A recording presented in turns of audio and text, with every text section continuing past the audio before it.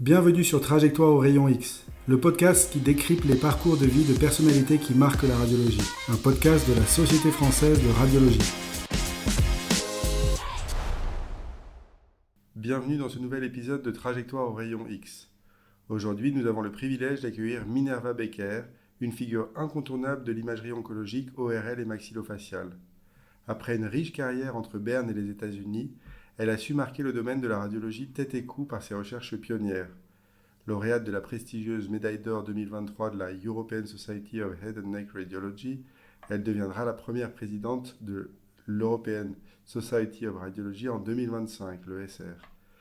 Ensemble, nous allons découvrir son parcours exceptionnel et les étapes marquantes de sa carrière. Bienvenue Minerva Becker. Merci beaucoup, c'est un grand plaisir d'être ici et oui, j'avoue, ouais, c'est mon premier podcast, voilà. On va essayer de faire en sorte que ça se passe bien. C'est un grand honneur pour nous de vous avoir dans Trajectoire au rayon X. On a pris l'habitude dans les podcasts de commencer par le commencement. Et donc, voilà, vous avez commencé votre carrière en Suisse avec des études à Berne, puis vous êtes allé à Duke University aux États-Unis pour une année de recherche. Qu'est-ce qui a déterminé à la fois l'orientation vers l'imagerie, et on parlera plus spécifiquement de l'imagerie tête et cou, et votre orientation scientifique aussi? Oui, c'est assez intéressant. Donc, j'ai fait mes études de médecine à Berne et ensuite, j'ai commencé par une année de recherche à l'Institut d'anatomie de Berne. Et à l'époque, le chef de l'Institut d'anatomie à Berne, c'était M. Evad Weibel, qui a travaillé ensemble avec le professeur Palade, et ils ont eu ensemble, donc le professeur Palade a eu le prix Nobel de la médecine pour la découverte du fonctionnement des mitochondries. Et donc, je dirais que le professeur Weibel, il m'a beaucoup marqué parce que on faisait de la recherche sur le poumon et à l'époque, c'était quelque chose d'extraordinaire. C'était la première fois qu'on faisait de la quantification. Il avait développé toutes des méthodes de quantification, par exemple pour calculer les surfaces des alvéoles, la capacité de diffusion. Et ensuite, après une année de recherche dans l'Institut d'anatomie, je me suis dit non, quand même, j'aimerais, au lieu de rester à faire que de la recherche, j'aimerais quand même essayer de faire la clinique. Alors je me suis dit très bien, je suis allée dans un petit hôpital dans le Oberland bernois où j'étais interne en chirurgie. Voilà. Et c'était vraiment complètement différent, bien sûr, de ce que je faisais là. Et c'était près d'une station de ski à Adelboden. On avait donc beaucoup de traumatismes. Et ce qui était extraordinaire, c'est qu'on avait une radiologue dans ce petit hôpital qui venait une fois par semaine et qui, avec des moyens très simples, échographie, radiologie conventionnelle, un peu d'urographie, eh bien, elle faisait des diagnostics extraordinaires. Et c'est là que je me suis dit, ça c'est peut-être quelque chose pour toi, la radiologie. Et là j'ai commencé à Berne, la radiologie. Et ensuite, le choix de la radiologie ORL, eh bien c'était pas du tout mon choix. J'étais interne en 4e année. On avait toute une équipe de nouveaux ORL qui sont arrivés. Et mon chef me dit, Minerva, c'est vous qui allez faire maintenant la radiologie ORL parce qu'ils ont besoin de quelqu'un qui va faire ça. Okay. C'était un peu différent à l'époque. Oui, c'est plus pareil maintenant. C'est plus pareil maintenant. Et j'ai eu une énorme chance parce que donc il y avait le chirurgien cervico-facial, le professeur Speren, et il y avait aussi le otologue qui était le professeur Hausler, et les deux, ils m'ont vraiment essayé de tout montré du point de vue clinique. Et j'ai souvent été en salle d'opération, donc j'ai beaucoup lu parce qu'il n'y avait pas la radiologie ORL spécialisée telle qu'on la connaît maintenant. Il y avait 1 ou 2 livres, quelques articles, et le reste, c'était on the spot, comme on dit. Hein, voilà. Et c'était extraordinaire parce que j'ai beaucoup travaillé justement avec les partenaires cliniques dès le début. Et pourquoi c'était très enrichissant? Parce que on a développé, il y avait aussi les premières IRM ORL qu'on faisait, c'était tout le développement du scanner spiralé multibarrette, et donc on arrivait à voir des choses et à faire des coupes très fines, à être très précis. Et chaque fois, donc, ils allaient opérer, et du coup, après, bien, ils allaient me dire, ah, là, tu as eu raison, là, tu n'as pas eu raison, regarde, on a trouvé ça et ça. Donc, c'était idéal, c'était vraiment idéal. Et c'est pour ça que aussi, aujourd'hui, je suis convaincue qu'en travaillant en multidisciplinaire, ça, c'est vraiment le futur pour les radiologues, parce qu'en faisant partie d'une équipe où il y a les compétences de chacun qui sont un tout petit peu différentes, eh bien, c'est là qu'on va pouvoir faire une bonne médecine, une médecine de précision pour nos patients. Voilà. Oui, ça va un petit peu à rebours des évolutions qui sont liées au manque de ressources, le tout Absolument. téléimagerie, on a moins le temps, on est un peu dans Absolument. son bunker. Voilà, absolument. Et Ouais. Et après, disons, après avoir passé justement ces premières années à Berne, j'ai commencé à publier beaucoup avec... oui, c'était un peu la suite. C'était, voilà. Et après, oui, je suis partie pour Genève. C'est à Berne que vous avez commencé à... Oui, c'est à Berne que j'ai commencé à publier, et je me rappelle mon tout premier article que j'ai réussi à publier dans Radiology. Et Radiology, c'était le Everest de toutes les publications. Et je me rappelle, j'étais absolument tellement motivée après. Et l'article, c'était sur la corrélation radiologique pathologique des cancers du larynx, et il s'agissait de comparer l'IRM avec le scanner et le tout avec les pathologues sur les atteintes des cartilages, parce que ça joue un rôle essentiel, même aujourd'hui, si les cartilages sont atteints ou non, pour la prise en charge, pour la classification en TNM. Et du coup, justement, en travaillant de manière très rapprochée avec les ORL, j'ai tissé aussi des liens avec les pathologues.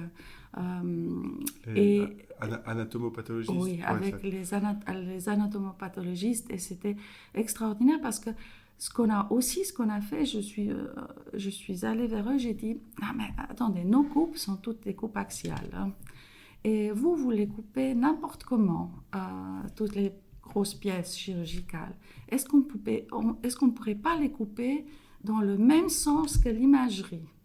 Et alors, comme j'avais passé une année en anatomie avant de faire la chirurgie et de faire la radiologie, eh bien, j'ai commencé à travailler avec eux sur une procédure, comment on pouvait couper tous ces spécimens opératoires dans le même plan que l'imagerie, pour pouvoir vraiment corréler coupe par coupe.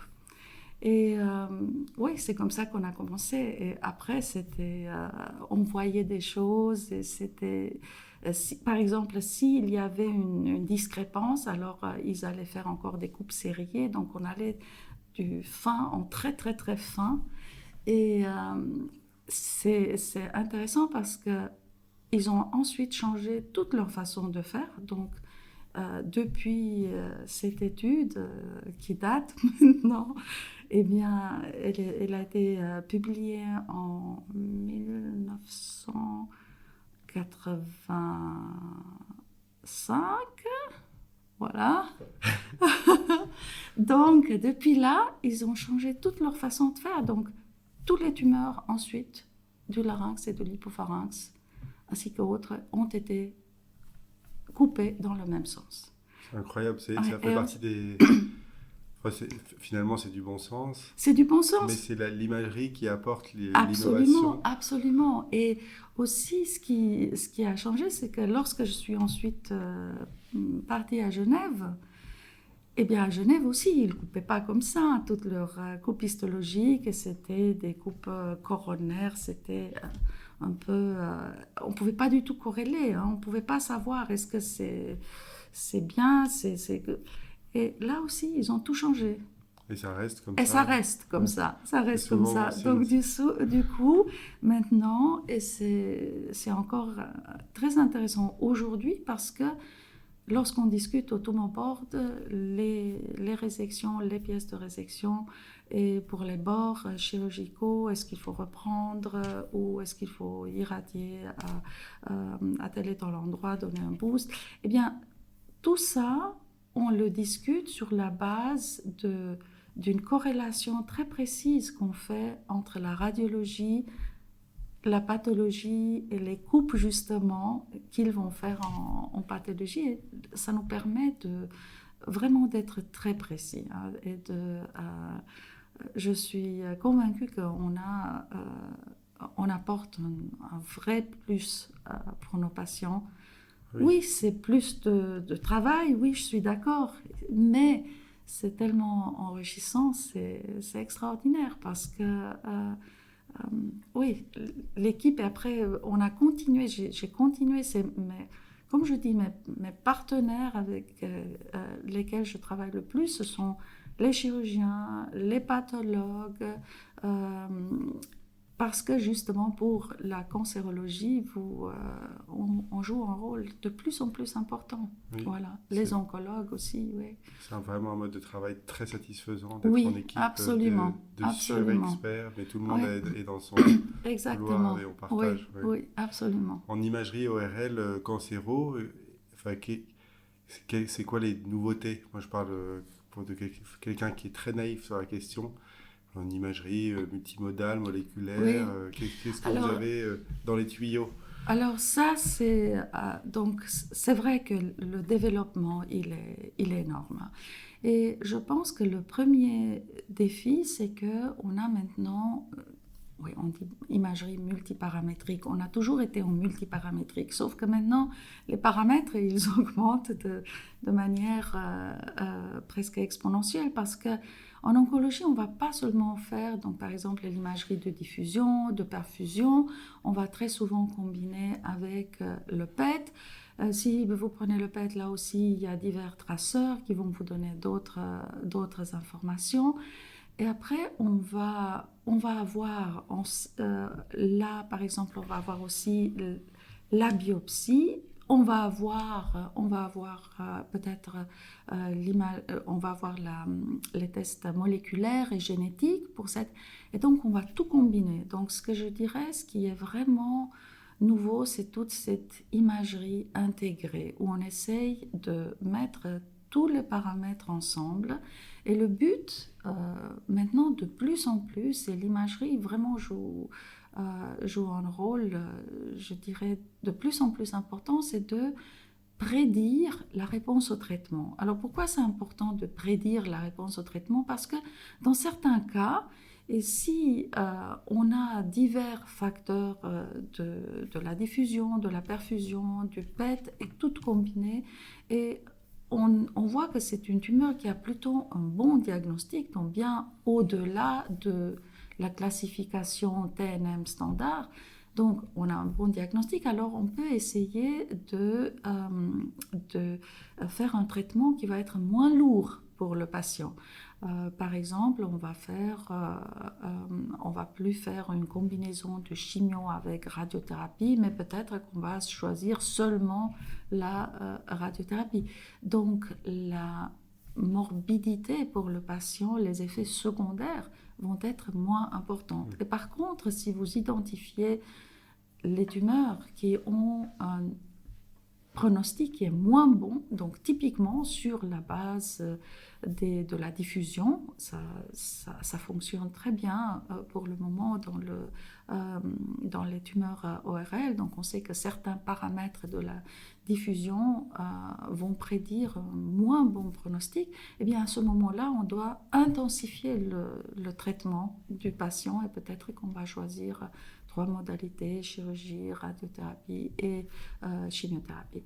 Et après aussi, ce qui est très intéressant, c'est de voir le suivi sous tous les nouveaux traitements de immunothérapie. L'immunothérapie dans la cancérologie ORL, elle a complètement changé, je dirais, la prise en charge des patients. On a des patients multimétastatiques qui étaient purement palliatifs. On pouvait, il y a encore, je dirais, 5-10 ans en arrière, c'est le pronostic très mauvais. Et aujourd'hui, avec l'immunothérapie, eh bien, vous arrivez à avoir une disparition de toutes les métastases, une disparition de la tumeur, une rémission, on parle de rémission pendant 2-3 ans. Et les patients, et c'est extraordinaire, c'est je dirais du jamais vu, vraiment, parce que, alors, avec les oncologues, on travaille ensemble, on a des projets où ils développent des vaccins qui sont ciblés justement pour les cellules tumorales spécifiques de ce patient. Et là aussi, l'imagerie joue un rôle parce que lorsqu'on a l'immunothérapie, on peut avoir donc la réponse, mais on peut avoir aussi ce qu'on appelle une pseudo-progression. Et cette pseudo-progression fait qu'on a l'impression, si on prend juste des images de scanner ou si on fait juste une volumétrie, on a l'impression, voilà, la tumeur, elle augmente. Mais en réalité, elle n'augmente pas. Il y a une diminution de la cellularité, il y a une bonne réponse, mais il y a beaucoup plus d'édème. Et là, par exemple, l'imagerie multimodale en IRM, elle est extrêmement utile parce que ça va complètement changer. Est-ce qu'on va continuer avec l'immunothérapie ou est-ce qu'on va revenir vers une chimio ou qu'est-ce qu'on va faire? Donc, c'est vraiment fantastique et on parle souvent de médecine personnalisée, mais c'est un peu un mot qu'on plaque comme ça. C'est juste. Mais la réalité derrière, c'est que quand on en fait, elle vous est avez là. dit, bah voilà, Elle il y a est moins de là. morbidité, Oui. moins d'effets secondaires. Absolument. Des gens qui peuvent être en famille, exactement. vivre des moments. Qui ont une bonne qualité de vie. Une bonne Exactement. qualité de vie. Et je pense que ça aussi, c'est le futur, pas seulement dans l'oncologie ORL, mais aussi dans d'autres domaines de l'oncologie, c'est que de plus en plus, on va avoir des patients qui vivent, entre guillemets, avec leur tumeur.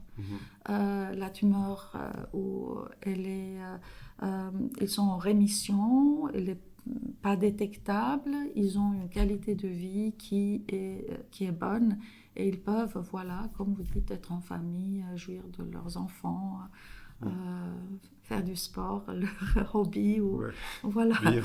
Vivre, voilà, vivre. C'est fantastique. Il y avait vraiment 2 choses qu'on voulait aborder pendant ce podcast. La première, c'était votre carrière en tant que médecin, avec cette activité dont on a parlé pendant la première partie. Mais il y a une autre partie importante, c'est votre rôle dans les sociétés savantes. Et c'est intéressant à plein d'égards. Vous êtes première vice-présidente de la Société européenne de radiologie, l'ESR. Ça veut dire que vous êtes en fait présidente électe. Vous allez transitionner vers le rôle de présidente de la Société européenne de radiologie. Donc, il faut savoir que dans nos auditeurs du podcast, il y a aussi des jeunes qui sont pas, qui connaissent moins les sociétés savantes, qui sont au contact des sociétés savantes, surtout à travers les congrès. Et peut-être qu'ils connaissent moins les activités. Est-ce que, déjà, est-ce que vous pouvez nous décrire un peu votre rôle à la Société européenne? Comment vous voyez les choses pour l'avenir dans cette société et la radiologie en Europe?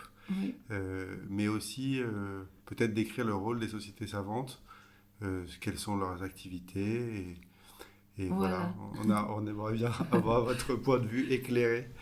Alors, à quoi ça sert? je dirais, c'est extrêmement important. Pourquoi? Donc d'abord, pendant des années, j'étais la responsable du comité éducatif, Education Committee de la Société européenne de radiologie, TTQ, Head and Neck Radiology. Et pendant ce temps-là, eh bien, l'idée c'était de développer des standards européens pour cette surspécialité, de développer un examen pour tester les connaissances, de donner un diplôme.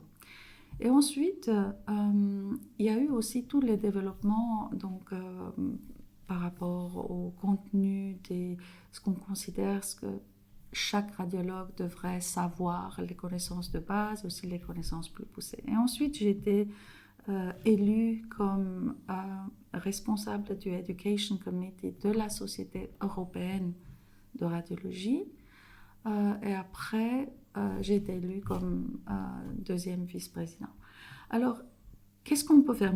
Je dirais, j'ai toujours, comme au début de ma carrière, il n'y avait pas grand-chose en termes de ressources pour l'apprentissage. C'est pour ça que j'ai été plus ou moins passionnée par l'idée, eh bien, il faut créer ces ressources.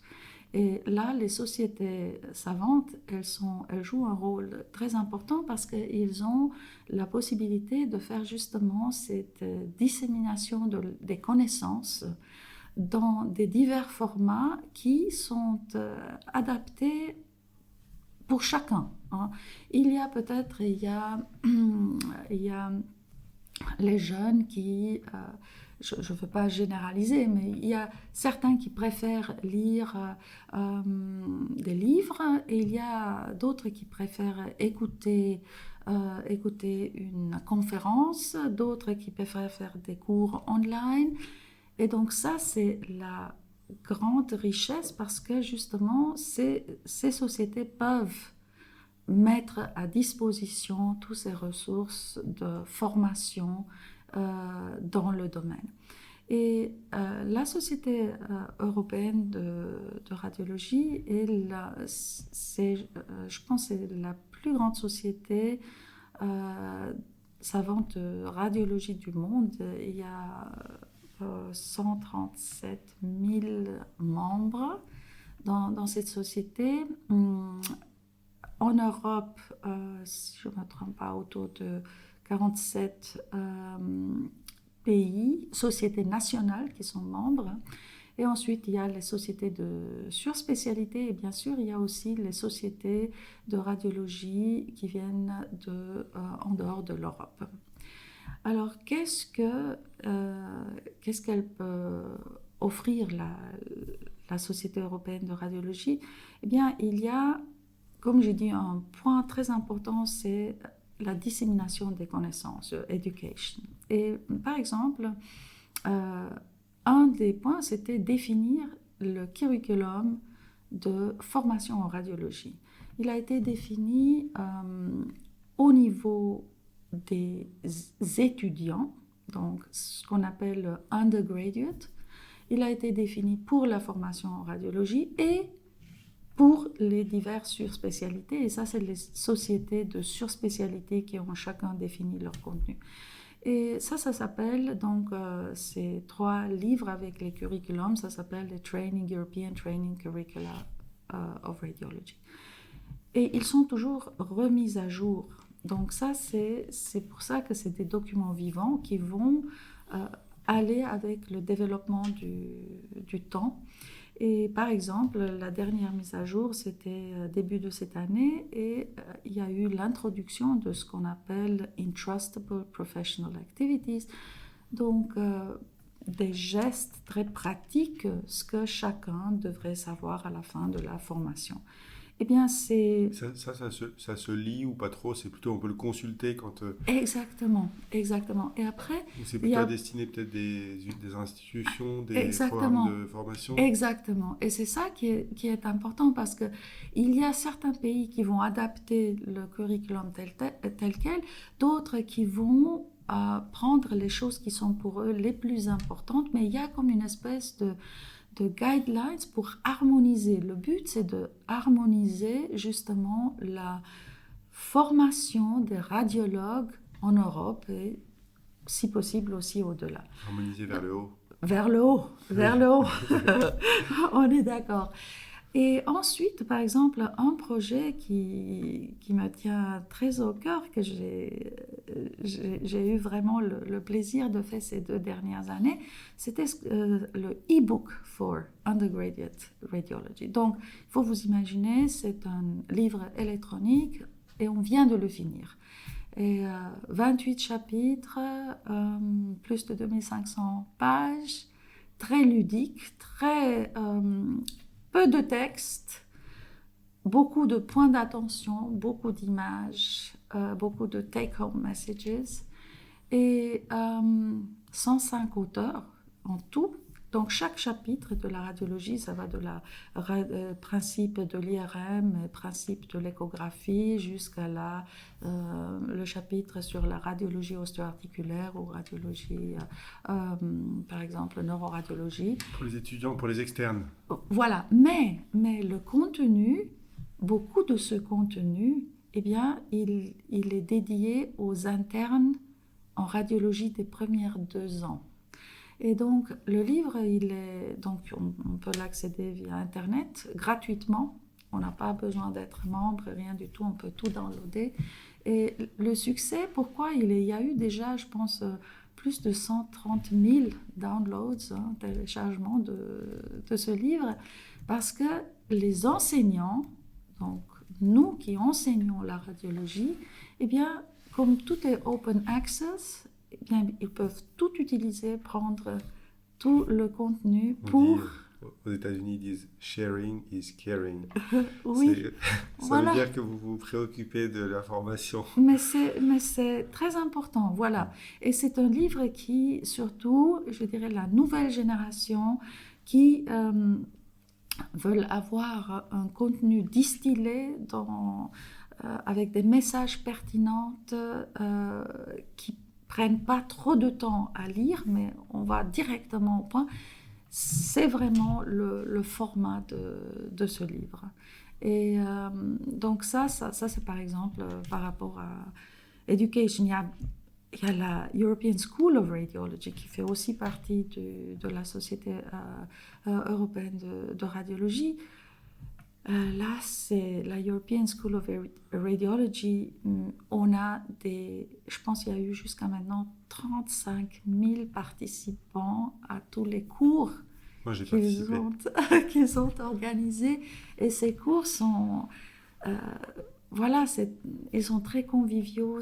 En général, c'est pas les grands auditoires, mais c'est des petits groupes, beaucoup d'interactions avec beaucoup d'interactions avec les enseignants. Et aussi, il y a plus tellement cette espèce de, comment dirais-je, distance entre l'enseignant et l'étudiant, celui qui apprend. Et du coup, cette espèce de plaisir d'apprendre, on n'a plus l'impression qu'on apprend, qu'on fait quelque chose de... Voilà. Mais c'est le plaisir, je pense, des 2 côtés, des enseignants et de la part des participants. On entend quand même que vous, dans le rôle de la Société savante, là, dans ce qu'on a dit, vous accordez une immense place à la question de la formation. Oui, ça joue un rôle très important. La formation, c'est vraiment... Après, il y a le volet recherche. C'est clair que donc, la Société européenne de radiologie, elle a divers organismes qui par exemple, vont promouvoir des projets de recherche ou qui vont aider des chercheurs à obtenir des fonds compétitifs, par exemple de l'Union européenne, Horizon Europe, par exemple. Très dur à obtenir. Très dur à obtenir, très très dur à obtenir. Et donc il y a toute une équipe, donc c'est le IBIR, toute une équipe de gens extrêmement compétents et qui vont vous aider à justement obtenir ces fonds compétitifs. Si je ne me trompe pas, il y a je ne veux pas dire quelque chose de faux, les chiffres, mais je pense qu'il y a plusieurs dizaines de millions d'euros en fonds qu'ils ont obtenus à travers toutes ces années. D'accord. Et juste pour avoir une idée, donc si ils vont soumettre un projet et délai, en général, c'est 37% de leur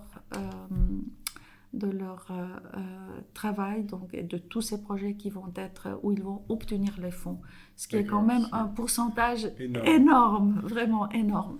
Donc ça, c'est vraiment la plateforme, je dirais, qui aide les chercheurs dans les divers hôpitaux pour obtenir ces grands fonds. Ouais, c'est super, c'est bon à savoir.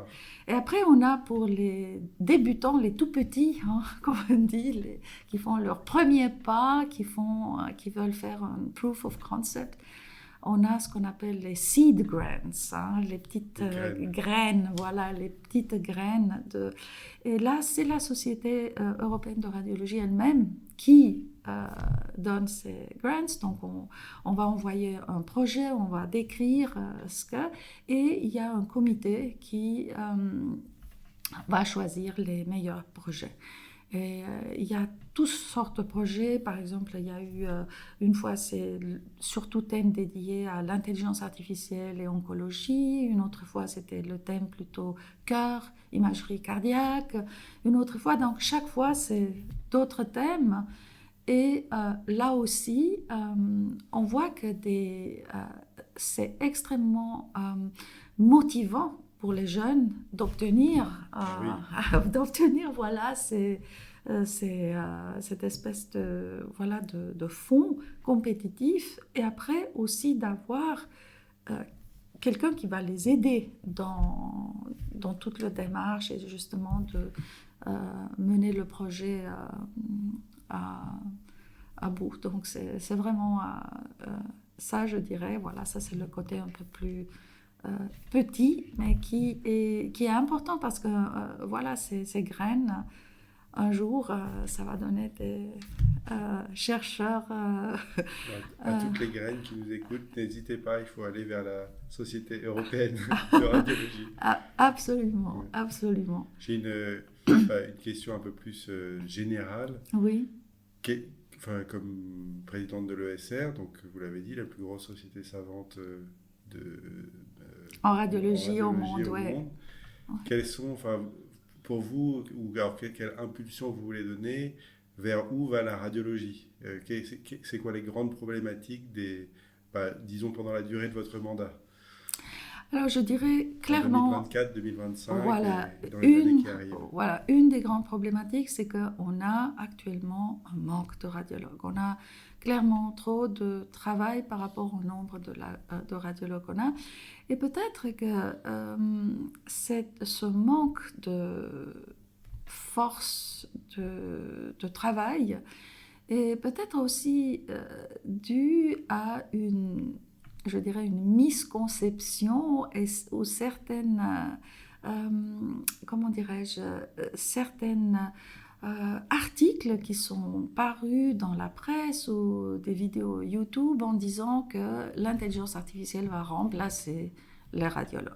Donc du coup, ce qu'on a vu, c'est que surtout des étudiants en médecine, ils ne savent pas encore dans quel domaine ils vont aller, eh bien ils pensent « Ah, c'est trop dangereux ». Et l'inverse, c'est le cas. Ces prédictions ont été faites déjà en 2016, où une très fameuse prédiction en disant ne formez plus du tout de radiologues, on n'a plus besoin, c'est l'intelligence artificielle qui va faire tout. Et aujourd'hui, en 8 ans plus tard, eh bien, on est nulle part par rapport à, disons, à l'implication et d'utiliser l'intelligence artificielle en routine clinique pour vraiment nous faciliter la tâche et pour réduire du temps. Il devient de plus en plus vraisemblable que les derniers à être remplacés en médecine clinique, ce sera les radiologues. Absolument, absolument. Et en plus, par contre, et je pense que presque tout le monde est d'accord aujourd'hui que on espère tous et on aimerait que l'intelligence artificielle, que les divers logiciels qui sont développés, qu'ils nous déchargent je dirais, de toutes ces charges qui sont répétitives et qui prennent beaucoup de temps et qui nous libèrent du temps justement pour faire plus ce que je dis, donc la médecine personnalisée, interagir avec les patients, communiquer avec les patients, faire prendre en charge des patients dans des groupes multidisciplinaires. Donc vraiment libérer plus de temps pour les tâches de médecin radiologue et pas les tâches purement interprétatives. Et de toute façon, donc, on voit que, par exemple, il y a des développements où on peut, par exemple, pour des programmes de dépistage, où déjà l'intelligence artificielle peut remplacer une deuxième lecture pour ces programmes de dépistage. On est en train de tester ça. Bien sûr que si une étude avec un logiciel a été faite dans un hôpital, ça ne veut pas dire qu'elle va absolument fonctionner de la même façon dans un autre hôpital sur un autre set de données, parce que très souvent, la performance, ça dépend beaucoup du set sur lequel vous avez entraîné votre intelligence artificielle. Donc, c'est clair que je suis convaincue qu'elle va nous décharger, mais il faut aussi qu'on fasse un effort pour tester le plus, pour donner notre feedback, afin qu'elle soit de plus en plus fiable. Et pas, par exemple, qu'elle soit optimisée juste pour sensibilité, dépister le maximum, mais par contre, vous avez une spécificité qui est pas très bonne et du coup, vous devez tout recontrôler, et après, surtout si quelqu'un n'a pas beaucoup d'expérience, eh bien, vous allez être un peu dubitatif. Vous êtes sûr, ah, mais l'intelligence artificielle m'a dit que là, il y a quelque chose, ah, mais je ne suis pas sûre, est-ce que maintenant, je vais me laisser influencer par ça, et donc je vais dire que là, il y a quelque chose, non. Donc, je pense, le défi, c'est d'un côté, de l'intégrer dans la clinique afin qu'on libère plus de temps pour les radiologues pour faire justement toutes les autres tâches qu'on fait déjà maintenant, qu'on puisse aussi développer la recherche, qu'on puisse travailler de manière très précise, de manière plus efficace, et aussi qu'on puisse, en libérant le temps aussi, par exemple, tout le monde parle de life-work balance. Eh bien, oui, c'est important. C'est important pour la nouvelle génération, c'est important pour, je dirais, le bien-être en tant que médecin, mais aussi justement, pour le meilleur des patients. Donc, le défi pour moi, c'est clair, c'est encourager les jeunes à vraiment faire la radiologie, parce que c'est un métier qui est extraordinaire. Maintenant, si je pourrais juste tourner comme ça le temps, revenir en arrière, est-ce que j'aurais fait quelque chose d'autre? Non, non, pas du tout. J'aurais toujours fait la radiologie. Et je serais, même si à l'époque, quand mon chef m'a dit vous allez faire la radiologie IRL, j'ai pensé ouf. Non, c'est ce que j'aurais fait. Donc je pense que finalement c'était le meilleur choix. Et aussi peut-être ce qui est important, c'est de jamais perdre son enthousiasme et cette soif de connaissance. Parce qu'à ce moment-là, le travail, c'est pas du travail, ça fait du plaisir. Voilà.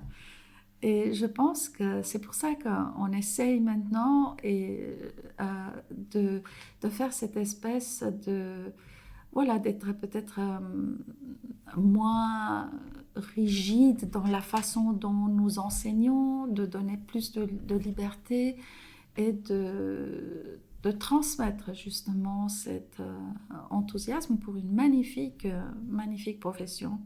Je peux que... J'ai plein d'étudiants. Donc moi, juste à Genève, je donne beaucoup de cours aux étudiants en médecine. Et j'ai des cours à option, j'ai des cours ex cathedra, tout ça. Et j'interagis beaucoup avec les jeunes. Et je vois que de plus en plus, ils commencent à s'intéresser, ils veulent faire la radiologie. Ils ont même, certains, ils ont fondé des groupes d'intérêt, les étudiants, groupes d'intérêt pour la radiologie, voilà. Donc ils sont étudiants en 2e, 3e année de médecine. Et ça, je trouve, c'est extraordinaire. Ils peuvent venir au congrès, voilà, c'est... C'est fantastique. Voilà. Donc, je suis convaincue que le futur de la radiologie, ça va être vraiment brillant. Et voilà. Et on a plein d'outils. Je pense que c'est une magnifique conclusion pour ce très bel épisode de Trajectoire au rayon X. On va avoir du mal à rajouter quelque chose. Merci beaucoup Minerva Becker d'avoir été avec nous aujourd'hui. C'était un grand honneur et un grand plaisir de vous écouter et de, avec vous, envisager le futur brillant de la radiologie. Merci aussi à tous les auditeurs de nous écouter et très bonne journée. Merci beaucoup, c'était un grand plaisir. Si ce podcast vous inspire, parlez-en autour de vous. Rendez-vous au prochain épisode et d'ici là, retrouvez-nous sur radiologie.fr.